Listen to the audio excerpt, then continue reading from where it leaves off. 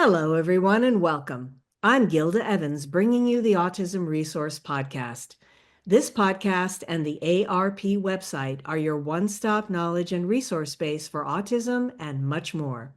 I'm happy to have Jeff Skibitsky join me as my guest today.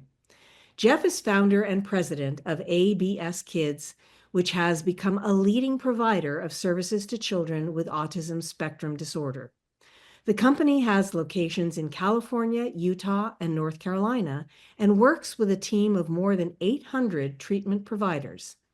Jeff has been active in the autism community for almost 2 decades, holding numerous positions on various committees and boards. He is an advocate and a nationally recognized expert in treatments for children with ASD. Welcome, Jeff, and thanks so much for taking the time to join me and discuss the work you do today. I appreciate the opportunity, Gilda, just to come onto the podcast. I think that these discussions and what we'll get to talk about today, first of all, are passions of mine when you're talking about ABA, and then you're also talking about empowerment within the neurodiversity community. I couldn't find two topics that I'd love to talk about more with you. Hopefully, we'll get into some wonderful discussions. All right, let's get into it. To begin with, tell me a little bit about what ABA therapy actually is and why it has been so controversial recently. I think I'll start with just ABA in general. So ABA it's a widely recognized intervention. It's not solely for intervention with the autistic community. It actually is an intervention that's used across a variety of different diagnoses or just different behaviors that people are trying to change within themselves. It's an intervention that helps establish new skills or manage or modify behaviors that people are wanting to change for themselves that will empower them or help them to access the community that they want to be a part of. It's about meeting those personal goals. But in the context of autism, that's a little bit different. So what we're going to be talking about is the same principles, same overall goal. But with autism, we're talking about ABA helping individuals with essential life skills by using this evidence-based strategy and using positive reinforcement to help create desired behaviors and to help establish new skills that allow somebody to enter into the community, contribute in the way that they want to, and be able to be a part of every component of life that they deserve to be a part of. These skills are communication, social interaction, learning, daily living activities. So ABA in general is an intervention strategy, but it's really about a technique to be able to empower families, children, adults to be able to contribute in whatever way they want. But what about the controversial side? You hear from some people that they absolutely love ABA therapy, and from other people that it was the worst experience they've ever had in their lives as far as their child or their loved one is concerned. Can you address that, please? Yeah, and I think those critiques are real. So ABA is endorsed by the American Academy of Pediatrics. It's endorsed by the US Surgeon General. But that doesn't mean everybody's experience has been to the level that they feel like what they thought they were going to be getting as treatment was really what they were delivered. When you talk to a lot of the critics, is that they're looking at older, more rigid ABA techniques. They're looking at trying to force behaviors on people, force skill sets on people, looking at excessive compliance, looking at behavioral normalization. These are things that are real problems that critics have pointed out. It is the job of the ABA providers to make sure that they're not falling into those hurdles, those problems. So in response, hopefully, ABA providers have evolved appropriately by listening to the community that have been recipients of care or who are discussing some of the negative components of a care model, and they're making it more client-centered, child-centered. They're making it more strength-based. They're bringing everybody into the decision-making. There's so many components that need to be a part of good treatment, which is what ABA should be if we're doing it right. All right, so then please talk a bit about the origins of ABS Kids and where you see it headed in the future. We were founded in 2011, and we set out initially to bring high quality, accessible ABA therapy to the state of Utah, and with the goal of making sure that there weren't any children that couldn't access treatment from geographical barriers, socioeconomic behavior barriers, cultural barriers. So that's what we tried to be able to establish. And we've been multimodal. So we've had psychologists working with us. We make sure that we are coordinating care with the community to make sure that we're getting each of the children the access to every single service that they need access to. So we tried to fill this gap in Utah. Since then, we grew. We established in 4 other states since the start in 2011. And within each of these states, what we've really looked to do is partner with community. Every place is so different. The needs of the community, so different. So we've worked with education institutes. We've worked with advocacy groups. We've worked with thought leaders in those communities to make sure that as we enter, we're actually fulfilling the need that community is saying they need, and we're building with them. Okay, you talk about, or people in general talk about, the importance of early diagnosis for children. Can you address that, please? When you're talking about any sort of behavioral disorder, neurodevelopmental disorder, where skills are so important, when you're looking at trying to be able to get the best prognosis out of treatment, is that it typically starts when somebody is younger. You have to get those developmental skills in place. It's like having that core building block, is that if you don't have a good foundation, it's hard to establish more ways to be able to build new skills, to get to conceptual reasoning, to get to the ability to interact with your environment in a way that's going to bring benefit to you and to those around you. By getting in early and being able to diagnose at such an early age, you're starting that opportunity for somebody to A, exit care earlier, B, start to develop independence earlier, and C, contribute in the way that they want to in life from the get-go and not need so much additional support as time goes on. The other piece that I'd be looking at is that every one of us, we develop behaviors because we try something, it starts working for us, whether it's a behavior that is productive or not productive, and we keep doing it. It becomes part of our norm.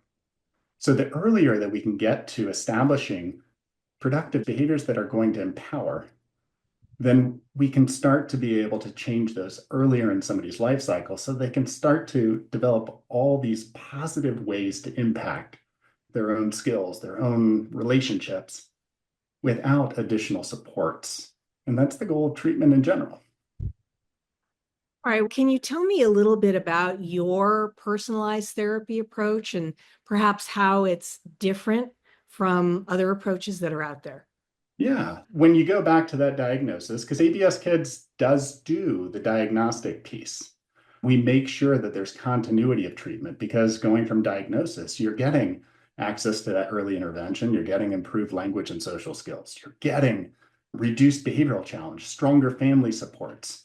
But what ABS will do through this process is that we're tailoring everything and personalizing it to that child, to their family. So we're trying to understand what's important to the family. What is it that family, that child wants to be able to be a part of within their life? Where are their long-term goals? What is it that's important culturally to them? So we try and make sure that we're tailoring those goals to the needs. We're always adapting, we're always modifying, we're always looking for the strengths of that child to be able to continue to progress treatment and to be able to build on those. And then I think we talked earlier about what is the biggest critique. And when we're talking about the critical components of ABA, we're talking about forced compliance. We're talking about somebody having to be a part of treatment, not choosing to be a part of treatment. And what ABS Kids does is that we respect neurodiversity. We respect the child's assent to be a part of that treatment plan. So we're going to tailor that plan around the interests of the child. We're going to tailor it so that they want to be a part of that experience. They want to be a part of that relationship with a therapist. So they are building skills that they're a team, they're a member of that process. And ideally, what it's doing is promoting independence. It's promoting self-advocacy. If a child doesn't want to be a part of treatment, we should respect that. We should back off, figure out what it is that we're doing wrong, and help to recreate a new environment. The other thing with ABS Kids is that we partner very well with the community. We work with universities and hospital systems on different research projects and on continuity of care projects. We also give back to the community. So we have a lot of community partnerships with advocacy groups to be able to show the strengths, to be able to build more opportunity for children within the communities they live. So those partnerships become crucial as you're trying to be able to expand the environments and the inclusion for that child within those environments. All right. You mentioned respect. So, on a more personal note, you also talk about autism acceptance. What does that mean to you? Yeah, I think that when I'm thinking through autism acceptance, because these aren't defined terms, and these are concepts that we're trying to be able to put an idea around and make actionable. But when I'm looking at it, I'm looking at embracing neurodiversity. I'm not trying to fix a child. I'm trying to look at the way they're interacting with the world and make it so that they can be successful in being able to navigate more and more environments. I'm not trying to change any of their behavior that isn't interfering with their own goals. I'm trying to make it so their behaviors are not limiting their ability to access environments. If they have something that's awkward, if it's not causing problems, is it my job to change it? No, that's just part of who they are. I'm there for creating inclusive environments. So we have clinics at ABS Kids that try and bring in groups of kids to be able to learn in group environments, to be able to work with other children. We also work with schools so we can bring the treatment into the neurotypical setting and allow for children to be able to work with peers that are different than them, and then home and community basis. The other things that we really try and push is self-advocacy. I think the voice of the autistic individual was muted for such a long time. And over the last 5-6 years, I think finally a voice is being heard.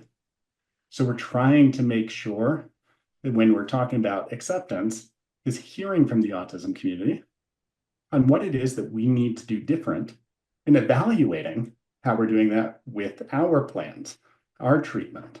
So we're working with a university project right now that's looking at the language of our treatment plans to make sure that it's accepted by the autistic community and it's not something that's pejorative or demeaning to an individual, and that it instead is something that's empowering and builds hope and builds collaboration, the supporting of family and caregivers. I think that right now, when you're talking about autism acceptance, families oftentimes feel like they're in a bubble. I've heard this so many times talking to different families. I don't feel comfortable going out into the community. I don't enjoy going out to dinner. Going to the grocery store is so hard for me. So it's our job to start breaking down those barriers, giving the family the ability to say, this is my child. I'm proud of them. I'm going to go into the community with them. How do I work to be able to educate the community around me to be able to make my child successful? And then driving policy changes is that when you're looking at autism in general, there are social barriers, even to the level of driver's ed. How many driver's ed programs do you see right now for children with autism, young adults with autism? And that's one of the biggest barriers to employment. So when you're looking at how do you change policy to empower people, you have to look through lenses that are innovative, creative. We have technologies at ABS Kids that allow us to do that. We have partnerships, we have research projects with Vanderbilt right now on a driving simulator. For this reason alone, how do we work through some of the challenges that maybe we aren't highlighting right now? So that's how I look at acceptance. You're looking at the individual and you're saying there shouldn't be barriers. Limitations, we need to start removing them. How do I empower you to be able to utilize every skill you have, every strength you have, your personality, to be able to be a part of the community you want to be a part of? I think you make some very good points, Jeff. So I'd like to ask you, is there anything that we haven't talked about that you'd like to mention? And also, what is the most important takeaway you'd like our listeners to have from our conversation? Yeah, there are some things I'd love to just discuss. I think that the settings of treatment are an important thing when you're looking at trying to be able to find the right place at the right time for the right individual to learn. Autism, like the diagnosis of autistic disorder, is very broad. The treatment should be broad as well. And you need to be able to adapt. You need to be able to apply it in a variety of places. You need to be able to tailor this treatment so that it's not one size fits all. So one of the things that I really have prided ABS Kids on is that we've looked to be able to increase the settings that we're working in. And I think everybody should be looking more at that, is how do we create opportunities at that moment that are going to be most advantageous to the child? Because when you're looking at national policy, right now there's already discussions about limiting the age, limiting the intensity of care as time goes on. So you have to make sure you're taking advantage of every minute to be able to establish those skills when you have that time to do it, which means got to choose the right treatment, got to empower families. Parent education is so important. I got to use the entire environment so the child can interact with everybody around them at all times. And those are hallmarks of what ABS Kids has incorporated into the treatment plans, is making sure that we're looking at the entirety of that child and that we're tailoring the plan accordingly. The other piece is, I think everybody just always has to be aware. It's frustrating at times, and I run into this personally, where I feel like decisions and policies and everything are happening around me, and I'm not getting my voice in the process. As a family member, as a community member, I think it's important to voice what you're seeing, what you're hoping to be able to change, and make sure that it's being prioritized. I've seen in my home schools where the education of autistic individuals hasn't been prioritized all the time. And you're seeing treatments that you're like, this doesn't feel like education, nor does it feel like adaptive skills. It almost feels like institutionalization.